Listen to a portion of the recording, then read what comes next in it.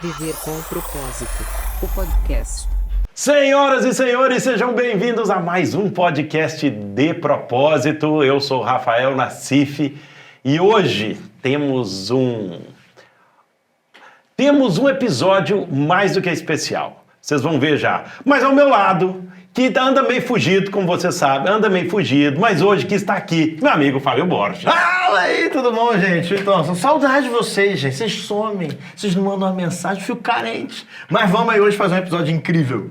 Ô Fábio, a sua câmera é aquela, não é essa não, tá bom? Não, mas eu tô olhando pra aquela. Então tá bom. Não, presta atenção, toma atento.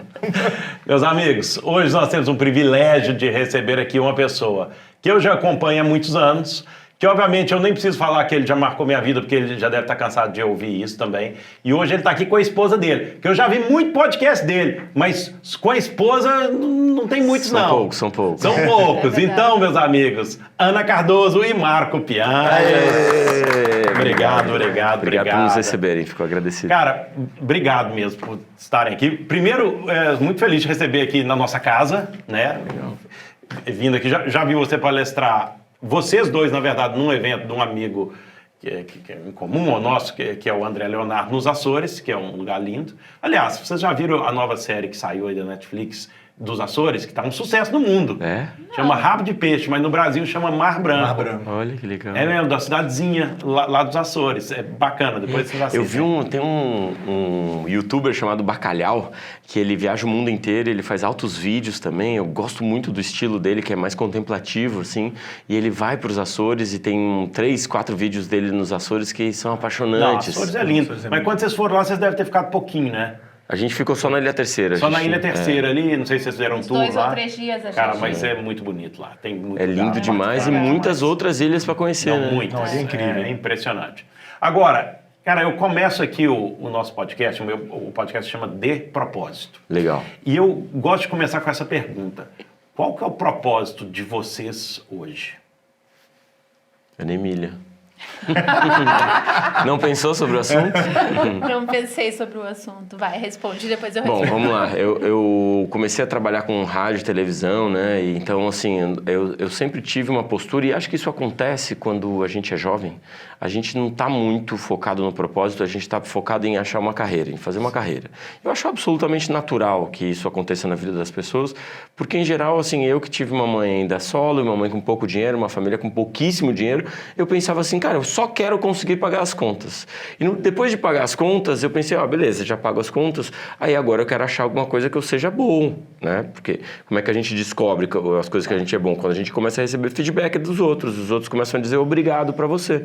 Você vai dizendo, opa, então o pessoal tá gostando disso que eu tô fazendo. Aos poucos você vai amando o que você faz. Você vai amando aquilo que você faz. E aí que você olha para trás, e eu acho que tem muito a ver com olhar para trás, porque é como se o propósito tivesse no futuro, mas o legado tivesse no passado.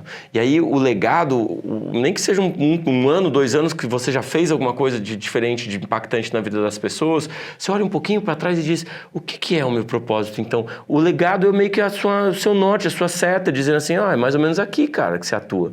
Então, eu quando lanço o livro em 2015, as pessoas começam a me dizer que eu sou bom nisso, né?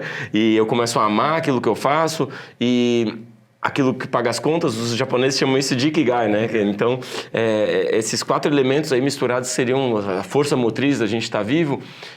Eu começo a entender, então, tem um propósito nisso aqui que eu faço e eu vou chamar de aproximar pais e filhos. Uhum. Esse seria o meu propósito. Até que eu estou um dia palestrando para 1000 pessoas em Chapecó. Coincidentemente, no dia seguinte, estou tomando café da manhã, tá lá um cara e falou assim, cara, tu não vai acreditar, eu tenho essa barba, entrei num táxi, o táxi disse, você que é o palestrante? E o taxista disse, não, o cara disse, não, não sou palestrante, não, porque tá um palestrante na cidade, barbudo e tal. Ele, então eu vou nessa palestra. Ele foi, não sabia quem eu era, assistiu a palestra, gostou, e estava no mesmo hotel que eu, tomou um café da manhã comigo e mudou minha vida. Porque ele disse assim, cara, eu trabalho com famílias que têm vulnerabilidade social, eu trabalho com pais que são violentos. E você falou ontem que seu propósito é aproximar pais e filhos. E eu posso te dizer um negócio, cara, nem sempre isso vai ser a melhor coisa para uma criança. Porque às vezes tem um pai violento, às vezes tem um pai agressivo, às vezes tem um pai que é tóxico para aquela criança. E aí eu disse, então o meu propósito é outro. O meu propósito vai ser inspirar o melhor pai que existe dentro das pessoas. Porque aproximar, só por aproximar, não tem transformação nenhuma. Mas se eu inspiro o melhor pai que existe dentro das pessoas, daí tem transformação acontecendo. Aí esse pai, esse ser humano, ele se inspira a ser melhor, o melhor pai, melhor marido, né? Melhor uma mãe e tal. Então, acho que, assim, sempre que me perguntam, eu digo, esse daí é o meu propósito. Se eu estiver inspirando o melhor pai, o melhor cuidador dentro dos outros, eu estou cumprindo meu propósito. Cara, bacana.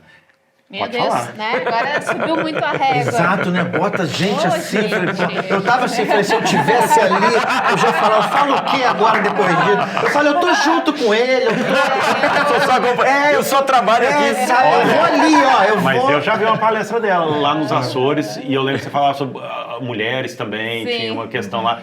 Cara, você já foi, quando você foi lá, 2017, Faz tempo. 2018? Faz tempo, Já tem uns 5 anos pelo menos. Mas eu ainda lembro alguma coisinha. Ah, legal. E eu E a acho gente ganhou que... canecas, né? E nas Sim. nossas canecas tá escrito... No banheiro, nós usamos Tá escrito o as canecas. propósito ali, né? Faz acontecer. Faz Faz acontecer. Perfeito, Eu acho que boa parte do meu propósito é apoiar o trabalho do Marcos, né? Que vem tomando uma dimensão cada vez maior, felizmente. E, bom, enfim, né? A gente é uma família e a gente trabalha junto e se apoia em tudo. Eu lembro que em alguns anos que eu estive perdida na minha vida profissional, porque fazia alguma coisa que eventualmente não gostava e me irritava, e o Marcos falava assim, Ana, o que você ama, o que você quer fazer? E aí eu aprendi a ir para o caminho oposto. O que eu não gosto? Porque às vezes a gente quer Olha, fazer isso alguma é coisa interessante, grandiosa, mas a gente não sabe. Ainda mais hoje que as pessoas trocam de profissão o tempo todo, né? Tem, assim, muitas possibilidades. E aí eu comecei a pensar, cara, tem coisas que eu não gosto. Que se eu pudesse, eu combateria essas coisas. Então, assim, o meu trabalho, ele é muito no sentido de dar voz a mais mulheres, trazer para a mesa alguns assuntos que às vezes são desconfortáveis, né? Assim, inclusive na parentalidade, que é um assunto que a gente acabou mergulhando de cabeça. Então, assim, falar sobre incômodos, buscar soluções, discutir isso, porque eu acho que muito da nossa saúde mental vem de a gente poder falar sobre as coisas. Então, acho que é isso, né? Cara, quer perguntar? Eu queria fazer uma pergunta. Tão fácil, porque senão vamos monopolizar isso aqui. Não, velho. exatamente. Deixa de ser egoísta. Eu tô adorando a dinâmica de vocês, cara. Deixa de ser Eu tô egoísta. achando uma dinâmica muito gostosa, cara. Porque você, tipo, você conduz e ele é um alívio cômico, assim. Ele é um entrão. Eu sou o que apareceu aí. Então, tá. É muito legal. Deixa eu te perguntar. Sou teu fã, primeiro. Obrigado, Sou irmão. teu fã. Muito obrigado. Para você acabou de falar a tua missão, né? De inspirar que seja esse melhor pai. O que é? Como é que a gente... Eu sei que é uma coisa muito complexa a gente definir, mas o que na sua visão é um pai que está em busca do seu melhor, consegue alcançar Legal. sempre um pouquinho... Quem é esse pai? Vou fazer alguns caminhos. Eu gosto sempre de voltar lá no começo do fio, né? Porque se a gente só responde a pergunta... não. Eu, por exemplo, ouvi de algumas mães já assim... ele é um ótimo pai. Ele não é um bom marido, mas ele é um ótimo pai. E ali eu comecei a perceber que é impossível isso. Porque se você quer ser um bom pai, você tem que ser um bom marido. O seu filho eventualmente vai perceber que aquele herói que ele imaginava que era um cara honesto, fiel, gentil, humano, ele não está sendo legal com a esposa, cara. Então, temos que voltar um pouquinho, eu tenho que aprender a ser um melhor marido. Aí como é que eu vou ser um melhor marido, um bom pai, mas no trabalho eu faço umas mutretas, faço uns esquemas, entendeu? Eu não sou um cara que trata as pessoas bem. E eventualmente seu filho vai olhar e vai dizer, putz, sério, cara, meu pai. Então eu também tenho que ser um bom homem. Então a gente vai voltando nesse fiozinho atrás. Quando eu falo em inspirar ser o melhor pai, eu tô falando em puxar esse fio lá pro fundo e dizer assim, olha só, nós homens, a gente é maioria do sistema prisional, maioria das violências domésticas, maioria dos acidentes de trânsito, maioria das brigas de trânsito em bares, a gente é a maioria do alcoolismo, a gente é a maioria dos suicídios. Então a gente olha para o homem, eu quero olhar para esse cara assim e dizer assim, eu sei que você está sofrendo, irmão. Eu sei que tá doendo isso tudo aí, porque você nem sabe por onde começar, cara. Você tá perdidaço, ninguém te disse por onde começar a ser um bom homem, né? A gente tem uma pesquisa no Brasil que fala que só 1 em cada 10 homens falam com o próprio pai sobre o que é ser homem. Então, cara, a gente nem sabe o que é ser homem.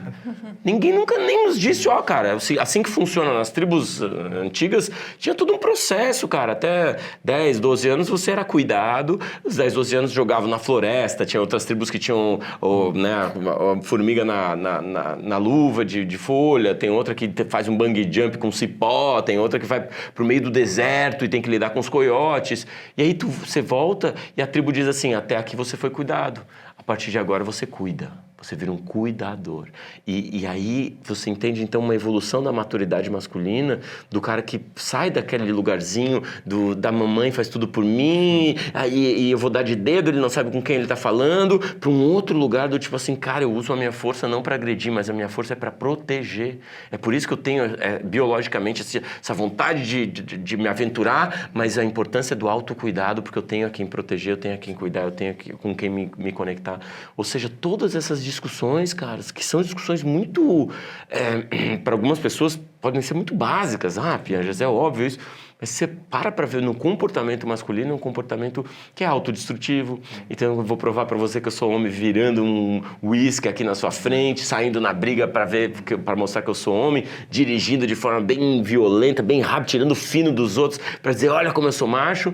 E esse é um comportamento que te destrói. E se te destrói a sua família. Então todas essas discussões me interessam, assim. E a dica simples que eu daria para qualquer pai, né, para tentar só assim, responder sua pergunta mais claramente, o que eu tento fazer é inspirar ele a entrar nessa reflexão. Né? Eu acho que o Sócrates dizia, né, que uma vida não analisada, uma vida não refletida, não valeu a pena ter sido vivida. Né? Então, poder fazer esse caminho de olhar para dentro e dizer assim, tá, mas espera aí, quem que eu sou? Por que eu sou assim, cara? Por que eu grito com a minha família? Por que eu brigo com a minha esposa? Às vezes a gente acha que isso é só por quem teve, de repente, uma infância de muita violência. E, cara, assim, eu fui muito amado. Meu pai me amou muito, e minha mãe também. E era um casal super fofo. Só que me amaram demais da conta. Eu fui muito mimado. Então, assim... Tá vendo? Por isso que virou isso aqui. No começo de relacionamento, eu era um bosta de Maria, porque eu não fazia nada dentro de casa. Na primeira semana, foi um caos. Eu falei, olha só, a casa tá toda quebrada. Porque eu boto o prato continua ali. O prato não sai. As camisas ficam na cadeira, não sai da cadeira. Mas foi um estresse muito grande, porque, cara, era um caos. Mas é porque eu fui muito amado.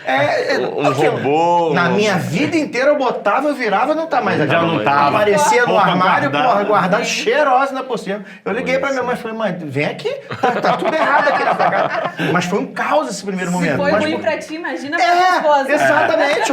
Hoje eu falo com ela, eu falo assim, Deus te trabalhou muito pra me aguentar os primeiros meses. Mas era isso, então, e a partir do momento quando eu vi que ela não estava feliz, eu falei, então não tá funcionando, né? Então, eu falo a mesma coisa pra Ana, a gente tá junto há 23 anos, eu digo que, cara, Deus te abençoou muito por me fazer aguentar 22 anos e meio, né? Tipo, os últimos 6 meses, talvez, 22 anos e 10 meses, vai. Já menos feio.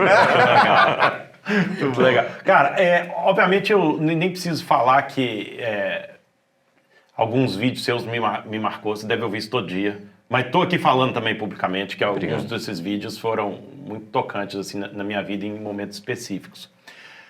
Então uma coisa, você fala de uma coisa que é um tema, velho, que cara, que não se fala, não é nem de parentalidade, você fala de paternidade, né? Paternidade, ser um melhor pai, né, cara? Um pai. Cara, tem uma música em francês que eu vou te apresentar ela depois, chama Papai Tu É. Cara, é uma música muito profunda, velho, do que o cara fala sobre essa questão de ser pai. Só que ela não é traduzida em português, então não dá pra entender. Mas, cara, é uma música muito que detona, assim. Que, cara, eu só tô falando, pra quem tá aí em casa, que chama Papai Tu É, tudo junto, assim. Mas pronto. Minha esposa fala francês, se você Então, falar... se escreve como em português, né? Mas nesse caso é como se fosse...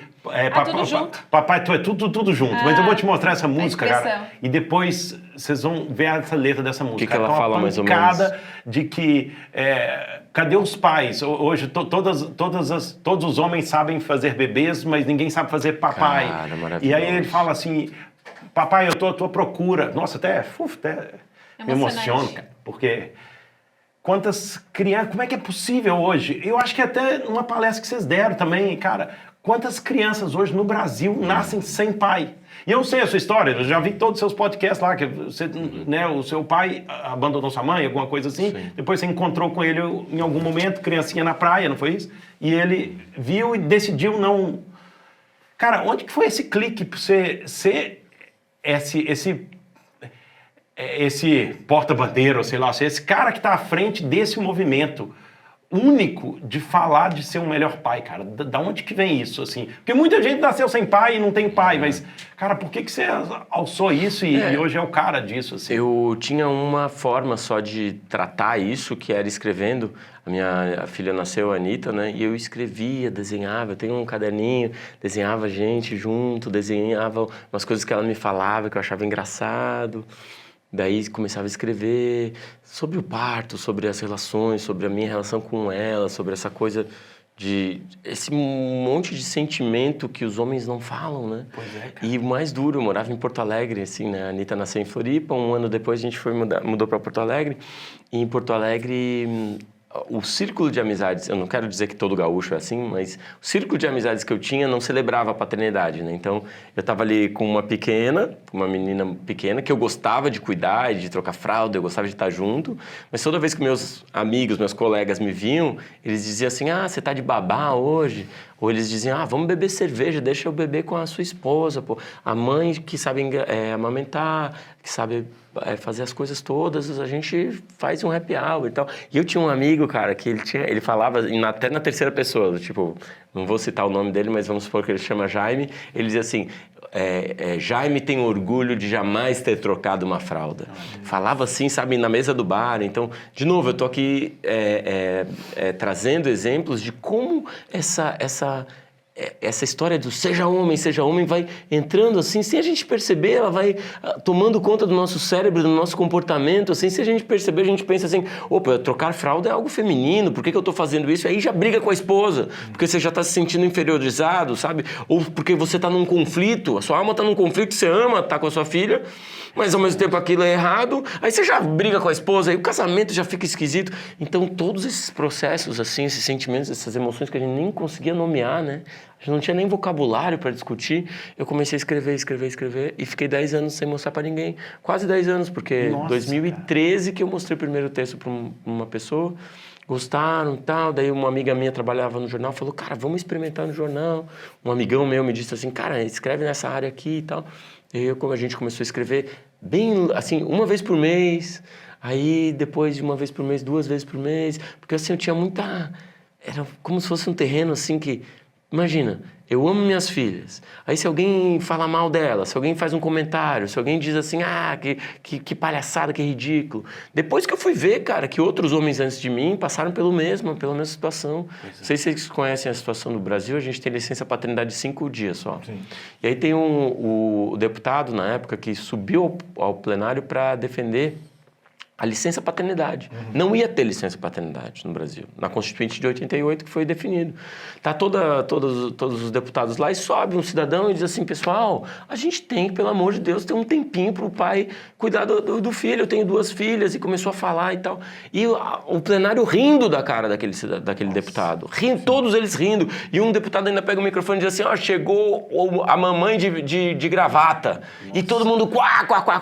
O plenário em 88 rindo da cara de um pai que só queria um pouquinho de tempo com os filhos. Cara, ele faz um discurso tão contundente, tão bonito, cara, que ele teve 2 filhas, ele tem orgulho de trocar fralda, ele tem orgulho de cuidar das filhas dele. Esse cara mudou o Brasil, sabe? Esse cara é um dos caras que realmente vai transformando as coisas, que é pavimentando o nosso caminho pra gente estar aqui hoje. Né? Então, ele fala de forma tão contundente que todos os deputados, tá bom, vamos dar 5 dias, então. E é muito pouco, mas... Precisou gente dizendo assim, eu tenho orgulho. E aí eu acho que nesses últimos 10 anos, realmente, cara, tem pessoas assim, sabe, que dizem, pô, eu também. Eu também, cara, eu também acredito nisso e eu acho que isso que é o certo. Então, assim, acho bonito que nesses últimos 10 anos a gente se permitiu chorar e se permitiu celebrar e se permitiu discutir. É fácil fazer criança, mas é difícil ser pai. Cara, pô, acho que eu nunca me emocionei esse podcast, viu, velho? Não, Que massa, eu fico feliz. Cara, obrigado. é um tema muito forte, velho. E Gente, eu tenho 2 filhas aqui, rapidinho. E a minha primeira filha nasceu no Canadá, né, cara? A Ana. Foi muito bonito. Minhas filhas têm 9 e 11 anos hoje. Cara, eu acho que Canadá, eu já não lembro exatamente, mas eu acho que é 1 ano de licença maternidade em que os pais podem dividir, sabe? Então, assim, a mãe quer ficar os 6 primeiros meses, depois dá, sei lá, 3 meses pro pai, aí depois não tem, sei lá, o salário inteiro, mas vai ali partindo. Só tem uma coisa, cara, e o privilégio que eu tive, basicamente eu e minha filha e minhas filhas, e a minha esposa, os 6 primeiros meses nós ficamos com ela. Maravilhoso. Cara, e não tem nada que substitui isso na vida, né, velho? Cara, isso é... Até hoje, né, cara? Eu falo que o meu highlight do dia é poder levar ou buscar minhas filhas na escola. Eu tenho esse privilégio de poder levar e buscar. E aí eu sempre falo, filha, e eu sempre chego na escola, beijo e bochecha. Se eu tenho que dar um beijo, ela tem que dar a bochecha pra eu dar uma coisa. Sempre. Cara, e Nossa, velho, E é muito triste quando a pessoa também, pelas condições sociais até, né, não tem condição de... Assim, às vezes tem que trabalhar tanto, trabalhar domingo, trabalhar tanto... Não tem esse tempo, velho, de poder ficar com as crianças, né, velho? De viver esse momento, sabe? Tão bonito Eu que acho também, eu acho que é um privilégio mesmo, cara. E lamento quem não pode e quem escolhe não poder, né? E quem escolhe não poder, isso né? que eu ia falar, que eu acho que é muito essa coisa da escolha, né? Você escolhe, porque o Rafa conhece a história do meu pai. Meu pai foi um cara muito presente. Essa semana fez 3 anos que eu perdi ele pra Covid. Então foi um baque de emoções. Mas um cara, assim, meu super-herói. Um cara que sempre fez tudo por nós. E ele é filho... Assim, meu avô não era um cara amoroso. Não foi um cara amoroso. E ele tinha 7 irmãos. E ali, nitidamente, ele decidiu ser um pai. Que outros decidiram não ser. Então, tem tios meus que não exerceram a paternidade como meu pai exerceu conosco, assim. Que pra mim é maestria. E eu falo, né, no dia que ele faleceu, eu fiquei tomado, assim, foi muito catártico, assim, eu nunca imaginei perder meu pai. E aí eu só falava assim que, cara, pra mim esse nível de saudade é porque é proporcional ao amor, o quanto ele me deu. Eu falei, se um dia o João, que é meu filho, se ele sentir essa saudade que eu tô sentindo, sinal de que eu vou fazer as coisas certas, cara, que eu tô no caminho certo. Que massa. E aí eu vejo essas saudades diárias que eu também tenho a graça de todo dia. Eu levo e busco na escola. E aí é muito engraçado, porque eu deixo ele na escola e quando chega, ele sai correndo da sala disparado, assim.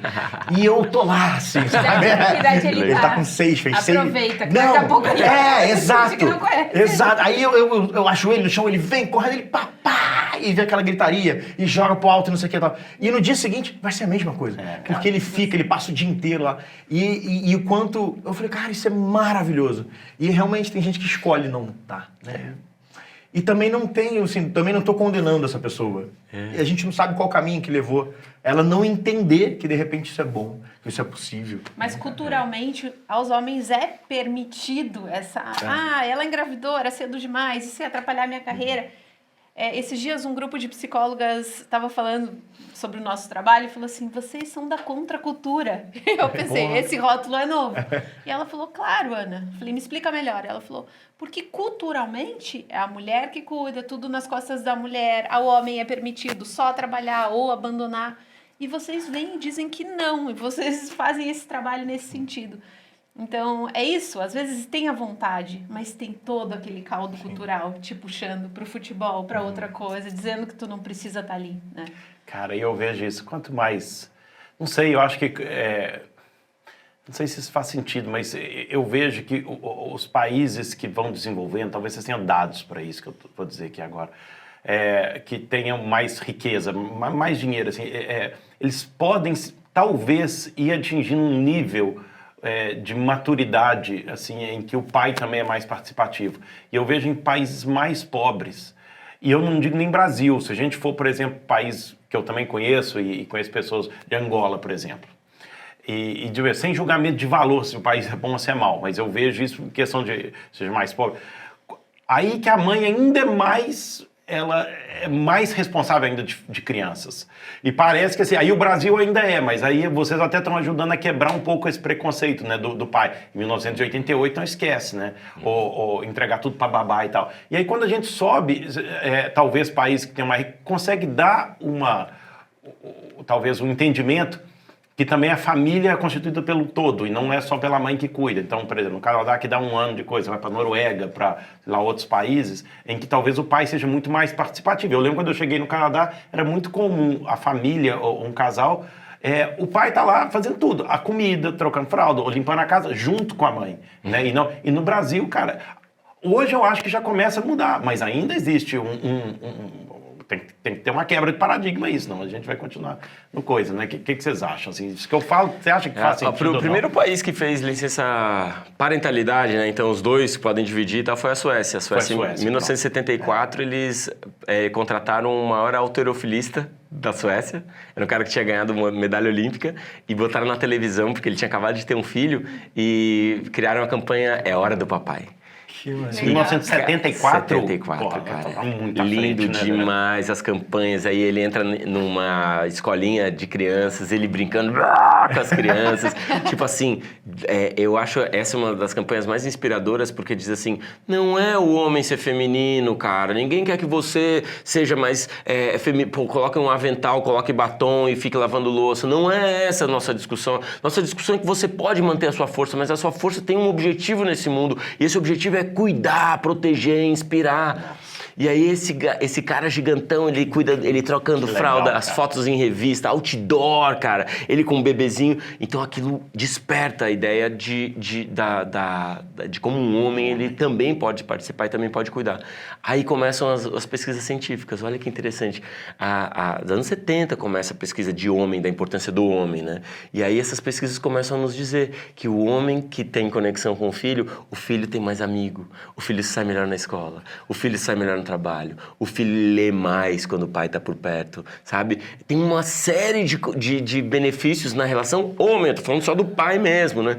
Então, assim, sobre a importância da mãe, a gente tem muito, e é óbvio que é muito importante, o primeiro vínculo, importantíssimo, cientificamente, mais do que comprovado o quanto é importante a amamentação, esse vínculo bem estabelecido, uma criação com afeto, com atenção, mas o pai também tem uma importância, e é tão lamentável que essas regiões mais pobres não consigam fazer isso, porque tem um cara que ganhou um prêmio Nobel, né? Ele chama como é que é o nome dele? É o James Heckman. James Heckman, ele ganhou o prêmio Nobel de Economia, cara. Porque ele provou, ele tinha essa teoria, e aí ele começou a testar no mundo inteiro, e ele provou que o melhor investimento que uma nação pode fazer é antes da criança nascer. É tipo no pré-natal, parto e primeira infância. Você investe aqui, você não gasta com Bolsa Família. Você investe aqui, você não precisa gastar com penitenciário. Você investe aqui, você não precisa lá na frente ter que depredação na rua e tudo mais. Porque esse aqui é o momento chave para a família, para o pai e para a mãe terem tempo de qualidade e quantidade com o filho para criar esse filho e estar bem estabelecido com o vínculo. Se parar para pensar, todo o resto é trauma da quebra de vínculo. As drogas é tentar amenizar essa busca, o vazio, né? Esse vazio que eu não tive do meu pai e da minha mãe, né? Aquele já viu, tem um vídeo aí na internet, né, de uma mulher, acho que nós já vimos aquele, que trabalha em presídios, com presidiários, e aí ela vai perguntando lá, e ela entra lá no presídio e começa a perguntar assim, quem de vocês não teve o pai presente, dá um passo à frente. Meu Deus. Aí todo mundo dá. Quem de vocês aqui, cara, os seus pais separaram, ou sofreu violência doméstica, ou tinha pai alcoólico, ou tal. Isso. E aí, cara, olha, eu vou arrepiando falando isso. Aí todo mundo lá. Faz e aí esse chega trabalho. ali, o Gabor Maté faz esse trabalho também, né? E aí, cara, e ela vendo ali, cara, que não é... Às vezes a gente julga pra caramba essa galera que tá lá, né? Porque, porra, presidiários, filho da mãe, Exato. matou e não sei o quê. E aí você vai ver, cara, o histórico dele, né, cara? Às vezes é antes dele nascer. Sim. Cara, já nasceu sem pai, o pai, né, engravidou a mãe, deixou não sei o quê. E um vídeo, cara, que às vezes eu coloco muitas vezes, assim, também, que tem naquele documentário Human. Já viu esse documentário? Eu já Human, vi. que tem na internet? Maravilhoso. São três grandes, acho que 2 horas cada um, assim, que só entrevistando pessoas no mundo inteiro. Só que o primeiro dele, é um senhor negro, cara, que eu vou contar muito rápido aqui, mas ele vivia na casa, e aí ele tava lá o pai, mãe, tal, não sei o quê, e o pai dele batia muito na mãe. E toda vez que... Ou batia neles também, nos meninos, batia nele também, e sempre falava que assim, eu tô batendo em vocês porque eu amo vocês. E aí ele começou a associar bater com Amor. Com amor. Então, quanto mais batia, mais era amor. Então, ele cresceu e foi uma pessoa assim. E aí ele batia muito na mulher, batia na filha, não sei o que lá, até que um dia ele matou a mulher e a filha. De tanto bater. De tanto bater. E o pai batia ele falava com serra elétrica, com uns trecos assim completamente absurdos. Ele chegou lá, aí foi prisão perpétua, tá lá na prisão. Aí chega na prisão, a mãe, a sogra, chegou lá nele e ele conta com lágrimas nos olhos, falando assim, foi aqui na prisão que eu descobri de verdade o que é amor. Quando a sogra veio e me perdoou. E, cara, Nossa, ele falou, E visitava. e visitava ele, e amava ele, cara. Que animal, né? E você vê que o cara, se ele tivesse tido o amor, cara, ele teria sido uma pessoa diferente. Mas foi a maneira como ele aprendeu, né, cara? Ou seja, dá pra gente aprender diferente, né? Dá pra gente criar uma sociedade. Total. Então, assim, é muito... Tenho experimentos com ratinhos, cara. E algumas ratinhas que não receberam o amor da mãe não dão amor adiante. Então tem uma filhinha e não lambem a filhinha, né? São mães ausentes, né? E tem outras ratinhas que são carinhosas e dão um amor e tal. E os cientistas trocam de filhos, né? De filhas. E olha como o amor é poderoso, né? A ratinha que não recebia amor, ela recebe amor, então, dessa outra ratinha e passa amor adiante. Essa outra ratinha que recebia amor, mesmo colocada numa mãe que não dá amor, ela passa o amor adiante de novo. Cara. Porque ela já tem nela essa... Aí você vê isso, né? Você recebeu muito amor, né? Você passa amor adiante. Quem recebeu muita palmada, às vezes passa a palmada adiante. Mas às vezes passa amor adiante. Tem a coragem de quebrar esse ciclo ruim. Que é difícil quebrar, é dolorido fazer esse caminho, é difícil fazer essa reflexão. Mas aprender, né, de alguém. Né? Muito difícil, exato, e doído. Porque é você também dizer que seu pai era ruim. Sim. Porque o nosso pai é nosso herói. Aí você Admitir reconhece... que você é quebrado, se né? admitir, No exato. momento que você sempre quer Cara, mostrar mas que você é passou, forte. né, velho? Você passou. Você Então. passou adiante uma coisa diferente daquilo que você recebeu. Exato. Minha mãe me ensinou, você não é seu pai biológico. Você pode fazer diferente. Mas o que eu acho mais bonito é que quando você quebra esse ciclo, perpetua, amor. Cara. Nunca aconteceu de alguém receber amor e depois virar violento. Não rola. Simplesmente não rola. A pessoa sabe que é o certo. Isso aqui, o respeito, o carinho, o vínculo, a atenção, é o certo. Funciona bem pra mim. Eu não vou passar adiante palmada, castigo. Por isso que eu acho que a gente tem chance no mundo, sabe? Porque o amor, ele vai te melhorando, cara. Ele vai... Os seus descendentes vão expandindo sabe? Então, assim, claro, é importante escolher um bom parceiro, né? Porque também nessa relação você pode ter recebido todo o amor, aí o seu parceiro já é mais violento, mais agressivo, já tem mais um trabalho para fazer mais para frente. Mas é tão bonito quando isso acontece, né? Quando o amor muda, quebra ciclo. Cara, nós temos que quase terminar, temos um evento agora para participar, mas eu queria te fazer mais duas perguntinhas aí, não sei se o Fábio vai querer fazer mais uma. Uma é bem pessoal, você não precisa me responder, não. Esse aqui é o Chico, é meu filho também. Cara, eu tô apaixonado pelo Chico. Chico, vem cá na frente aqui. A Ana sabe que o meu Pronto. sonho é ter um Chico. Ah, Marcos, Sério? cachorro. Cara, isso aqui é a melhor coisa do mundo. Eu tenho 4, né? Não estão todos iguais, os outros são de rua, mas são amados também. E esse aqui tá sempre comigo aqui. Cara, mas se eu... sabe por que ele faz isso? Porque ele gosta de carinha aqui atrás da orelha, ele adora. Né? Ele coloca a cabeça aqui na nossa perna, sabe? Esse, maravilhoso. O pai tá sempre comigo nas paletas, vem trabalhar aqui sempre e tal. Cara, essa aqui você nem precisa me responder, é curiosidade mesmo, assim, mas... Você ainda tem vontade de encontrar o seu pai biológico? Aconteceu uma coisa muito maluca esses dias, a gente estava num podcast e aí o entrevistador, ele falou assim, cara, você tem que falar com seu pai, porque vamos supor aí, eu não vou falar o nome correto, mas assim, vamos supor aí que você tem o seu pai, o Otávio, e aí o Otávio tá aí querendo... E é Otávio, tipo, o nome do cara. Ele jogou esse nome. Ele jogou pro universo o nome certo do Nossa, velho, se fosse o João, né, velho? Tipo assim, João. O universo tá em cima. Deixa eu só conectar aqui, tá aqui, calma aí. Foi Aí isso. o Marcos me olhou assim, tipo, Ana... Cara, ele sabe, né? Tipo assim, Cara, e aí liguei pra ele e falei, cara, precisamos se ver, porque o universo falou. Daí a gente marcou, porque o que aconteceu? Meu filme tava sendo lançado nos cinemas lá do Brasil. E eu falei, cara, vai lá ver o filme, talvez seja isso e tal. E aí ele foi no saguão do hotel, a gente se reviu, conversou você e viu? tudo Então mais, você vi se ele encontrou e novamente, tal. claro, claro. Mas tinha anos, assim. A gente se viu em 2016 e agora em 2022. Então, assim, 6 anos. em geral, acho que essa é uma relação que está bem resolvida, porque eu sempre digo isso, não é sobre o meu pai biológico ter sim, me sim, abandonado, é sobre tantos pais que abandonam Sim, por sim, medo. sim. E quando eu encontrei ele, encontrei num sentido de perdão mesmo, Sim, de claro, abraçar ele e claro, dizer, claro. cara, absolutamente entendo um homem que abandona. Não quero dizer assim que isso é bom, não quero dizer sim, também sim. que existe uma desculpa simples para isso, mas existe uma rede de complexidades que levam esse Mas você homem acha que se ele não tivesse feito aquilo que ele fez, você teria sido o Piangers que você é? melhor, teria sido melhor. Se eu tivesse um pai assim, amoroso, carinhoso, presente, seria muito melhor. Teria escrito com muito mais paixão e tranquilidade. Não teria escondido por tanto tempo a minha paternidade dos meus amigos. Teria me posicionado, sabe, dizendo isso é ser homem, rapaz. Ir pra casa trocar fralda, sabe. Teria provavelmente influenciado outras famílias antes do que eu comecei, por medo. Eu comecei tarde a falar sobre paternidade. Então eu tenho convicção, assim, se eu tivesse um pai inspirador, assim, um pai cuidador, Cara, que legal. Obrigado pelo trabalho que vocês Isso, fazem obrigado, mesmo. Obrigado. E nunca é só o trabalho de um, né? Então, obrigado vocês dois, cara. Pô. Eu vou terminar com aquela história do Obama, não sei se você conhece. O Obama e a Michelle Obama estão jantando e vem um garçom assim, serve os dois e diz: Ô Michelle, John, não acredito, tá aí. A Michelle e o John começam a conversar, o garçom começa a conversar e o garçom vai embora e a Michelle vira pro Obama e diz assim: eu namorei. E esse cara. E o Obama diz, pô, então olha só, você trocou o garçom, um mero garçom pelo presidente dos Estados Unidos. E a Michelle disse, meu querido, se eu tivesse ficado com ele, ele era presidente. Não, agora eu tenho a última também, a última.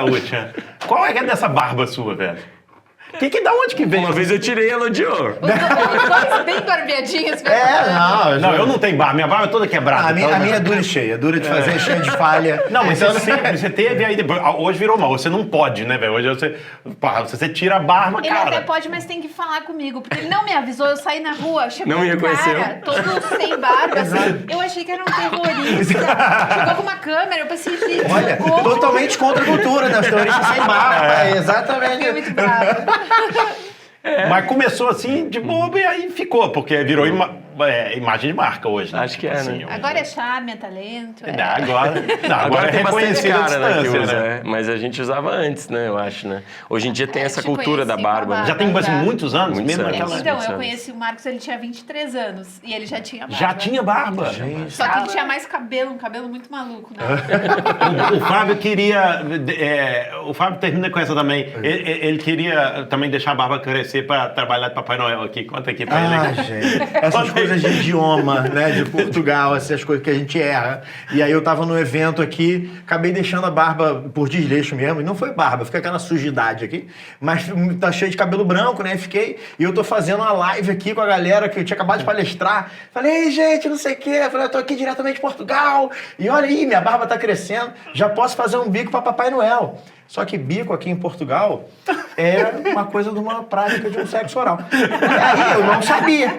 Aí eu não posso fazer bico. Aí todo mundo rindo. Eu falei, nossa, essa piada nem foi tão boa assim.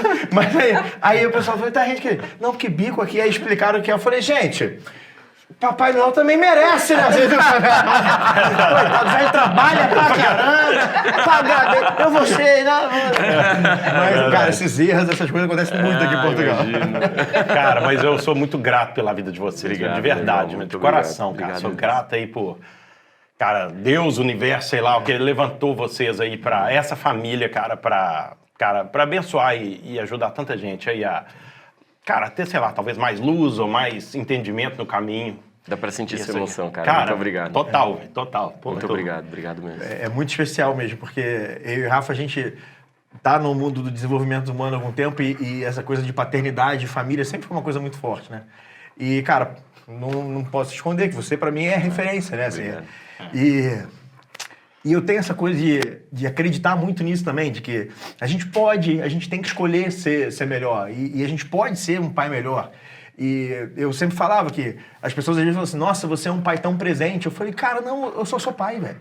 É porque eu não consigo entender de outra maneira. Então, assim, pra mim, pai é ser presente. E presente não é só estar dentro de casa. Presente é fazer o que eu tenho que fazer, sabe? E às vezes eu não consigo estar o tempo todo que eu quero, mas o tempo que eu tô, né? Então, eu acho que isso é muito importante. Eu acredito que é a coisa do legado, né? Meu pai conseguiu deixar isso pra mim e eu falo, cara, o que eu tenho que honrar, o que ele me entregou, eu acho que eu consegui passar e que o Gil João também consiga exercer essa paternidade dele. Então, e pra mim, você é referência. E então, acho obrigado. mais, eu tenho 2 meninas, né? Acho revolucionário assim quando você tem, né, 2 meninos. Não tem um só, tem Um menino, só. e aí tem essa chance de, influenciar um homem, né, cara? Um homem que vai fazer a coisa certa. Muito bonito. Não, ele tá querendo mais criança dentro de casa, né? Ele Ele tá querendo. O Fábio é que não aguenta mais, tá fraco. O Fábio tá fraco já. Que massa, Cara, Obrigado demais. Obrigado mesmo. Pessoal, sem palavras aqui para dizer que esse episódio foi muito especial para mim. Então, se você quiser, partilhe aí com alguém que você queira, que você acha que faz sentido ouvir essas palavras aqui, né, da Ana e do Marcos Piangers aqui. Para mim, é até uma realização de sonho aqui que está acontecendo aqui. É isso, é verdade, é um fato. Beijo no coração. Valeu, galera. Eu emocionado aqui. Com o Chico. Até a próxima. Valeu. Viver com propósito. O podcast.